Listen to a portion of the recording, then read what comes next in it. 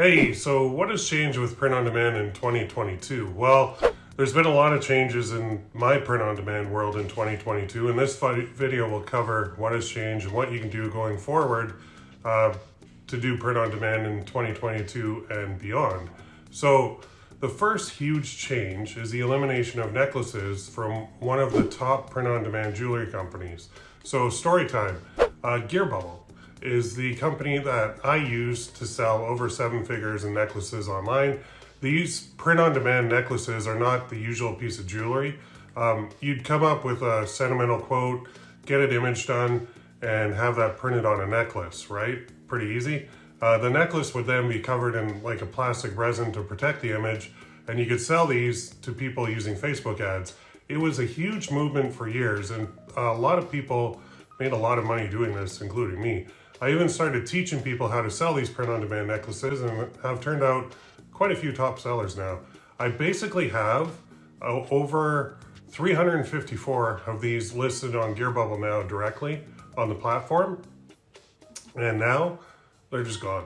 So, I mean, no more sales trickling in anymore for me since Gear Bubble eliminated that product line. And the biggest issue for me is some of the designs were a heart shape, and the image files I own cannot be transferred to another company. They're specific to the Gear Bubble dimensions, and this was and kind of continues to be like a huge blow to my revenue.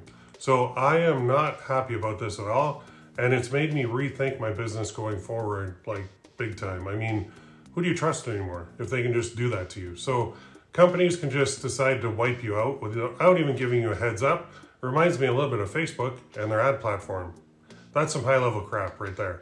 Anyway, I'm still adjusting, and don't worry, I'll come back stronger and even more profitable than ever. I've already got plans. When one door closes, another always opens. This leads me to the second change that has happened.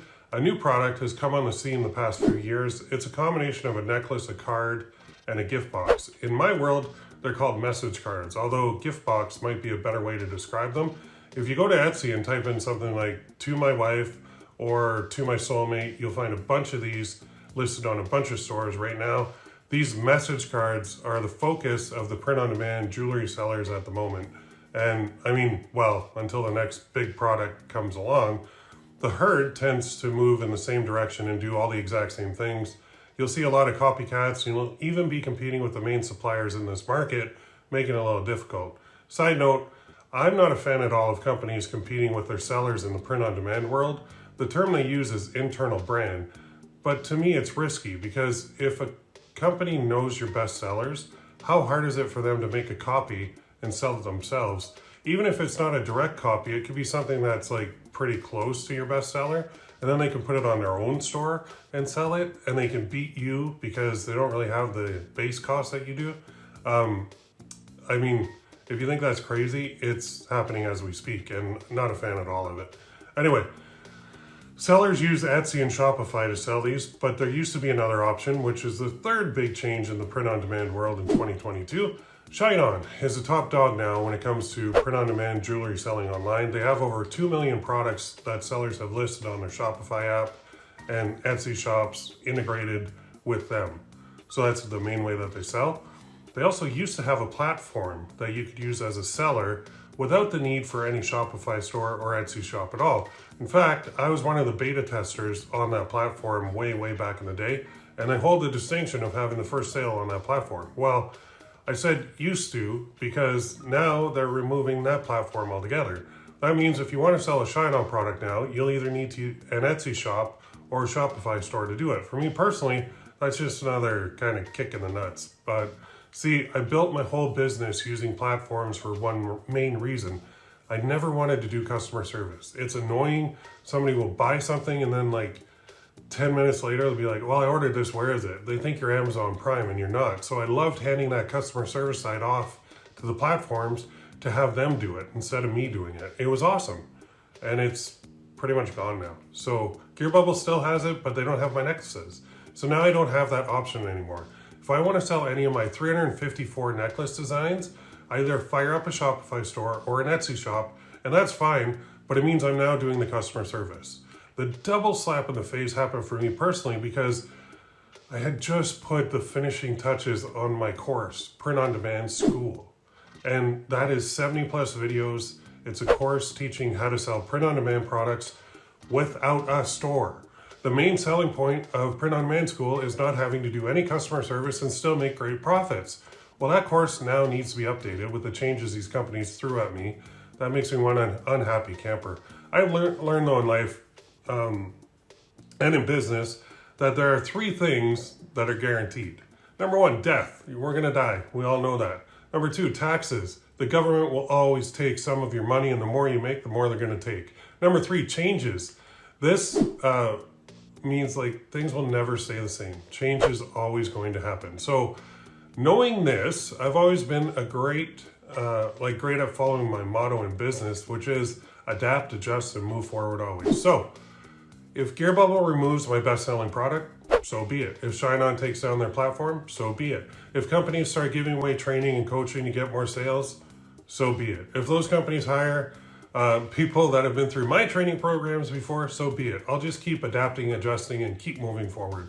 This leads me to the fourth big change in the print-on-demand world in 2022. And this is the expansion back to the products I used to sell when I first started, but I stopped when I got into necklaces pretty hardcore. So I'm talking about things like t-shirts, hoodies, and mugs, and more. Now, because I'm being forced to go back down the Shopify and the Etsy route with print on demand, I can bring in more products to those stores. That's actually a pretty cool thing. Usually, people don't sell t-shirts because they can't make money with ads on them. But if you're not using ads to sell the t-shirt, you can make a lot of money on them. So I have a ton of shirt, hoodie, and mug designs sitting on my hard drive as we speak, like right now. The plan is to open one main Shopify store and one main Etsy store and focus on those two assets for the rest of 2022 and the future. Of course, I have my dummy stores that I use for training. I can't use my real stores in all my training because I'll get copied immediately. So I think it's pretty cool too because I'm not limited to just print-on-demand jewelry companies now. I'm free to use huge print-on-demand companies like Printful, Awkward Styles, Printify, and a bunch more. They have a ton of products available, and I'm actually looking forward to building out my store, my Shopify store, and my Etsy shop going forward. So this ties right in with the fifth big change for me personally in print-on-demand world in 2022, and that is a shift in focus for marketing my products.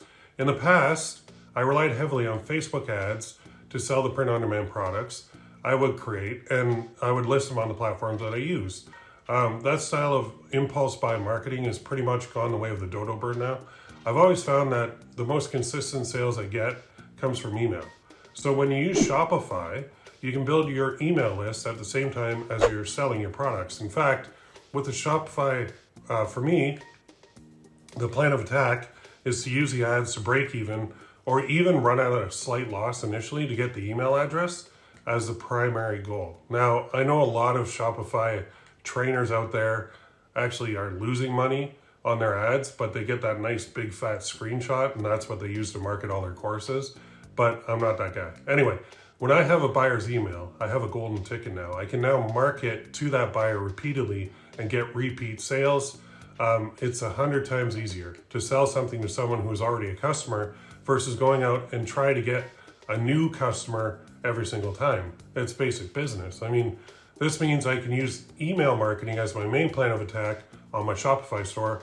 I won't just be flying blindly with my email marketing. There's two main ways I'll be using it in my Shopify print-on-demand business. Number one, I'll be creating automated sequences that I set up once and they go out to all the buyers on a predetermined basis, on a schedule.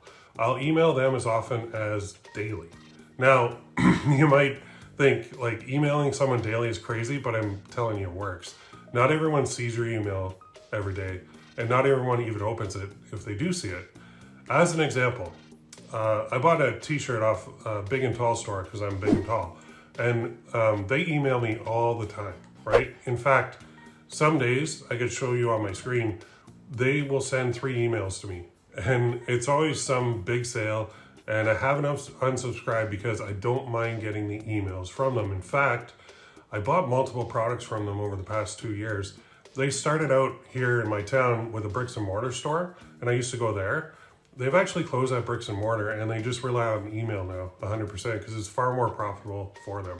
So the thing is, I wouldn't have bought those products if they didn't send me emails like they did. And I know that they have put the time and effort into creating the automated sequence. And as a marketer myself, I actually enjoy getting those emails. It's kind of like funnel hacking them. But that's just one way I'll be using it. The second way is sending out sales throughout the year. So these will be in the format of 3-day sales, basically. I'll create an expiring coupon code first on my Shopify store. Then I'll send out an email saying like, hey, sale starts today and ends in 3 days. The next email on day 2 will remind them of the sale. Then on day 3, I'll send an email in the morning and another in the evening saying today's the last day. I'll do that at least once per month. Okay, probably more. Shopify has a ton of email apps you can use like Klayvio, but I might be sticking to my favorite email program, which is Mailchimp, to do this. To me, Mailchimp is just something I know like the back of my hand. I'm very comfortable using it. And the only reason I go with Klayvio, I think it's Klayvio, is they're integrated a bit more tightly with Shopify.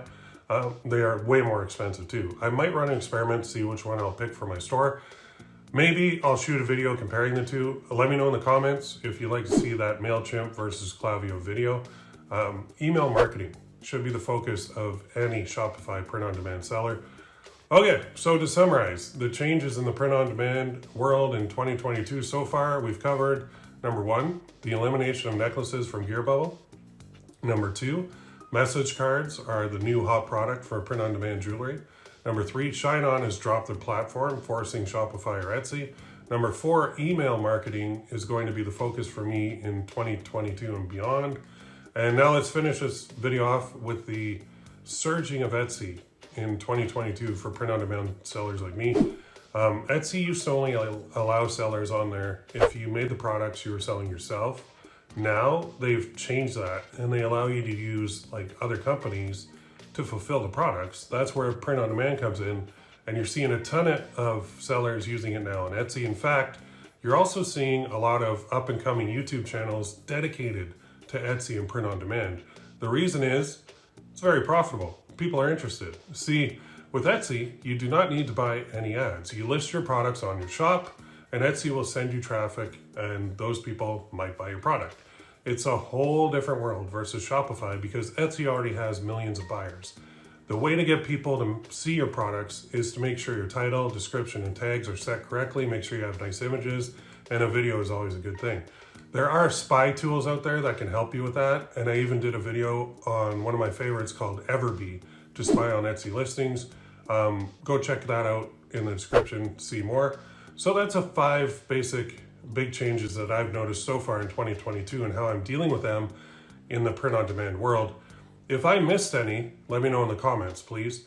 Don't forget to subscribe, and I will see you in the next video. Thanks for watching.